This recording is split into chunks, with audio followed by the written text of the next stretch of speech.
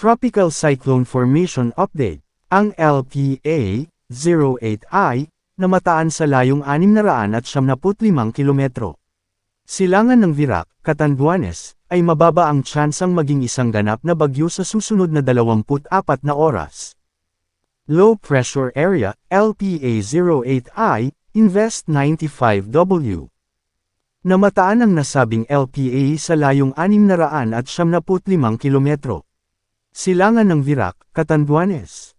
Sa ngayon, mababa ang tsansang maging isang ganap na bagyo sa loob ng 24 na oras. Sa ngayon, mababa ang tsansang maglandfall sa kalupaan ng bansa. Posible din itong magdudulot ng mga pag-ulan sa bansa dahil sa rain bands at pinalakas na habagat.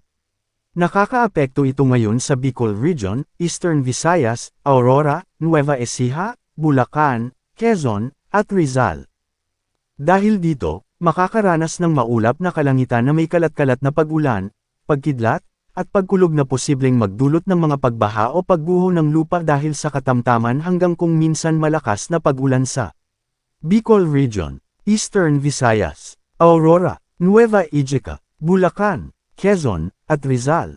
Southwest Monsoon o Habagat. Nakakaapekto ito ngayon sa mga kanlurang bahagi ng Southern Luzon at Visayas at ang hilagang bahagi ng Mindanao.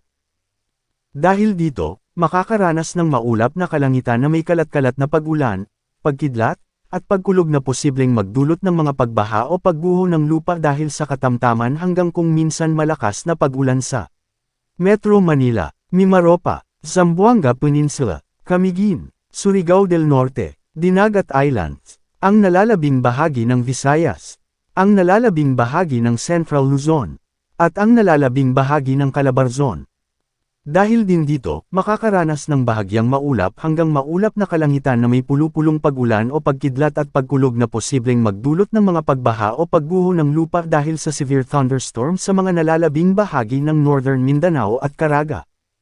Localized thunderstorms. Makakaranas ng bahagyang maulap hanggang maulap na kalangitan na may pulupulong pag-ulan o pagkidlat at pagkulog na posibleng magdulot ng mga pagbaha o pagguho ng lupa dahil sa severe thunderstorm sa nalalabing bahagi ng bansa. Paalala, posibleng magbago pa ang forecast. Ay pinapaalalahanan ng lahat na manatiling updated sa lagay ng panahon at sa posibleng tatahakin at magiging lakas ng sama ng panahon sa susunod na mga araw. Tuldok. Manatiling nakatutok sa weather balita para sa bago pang updates, don't forget to subscribe.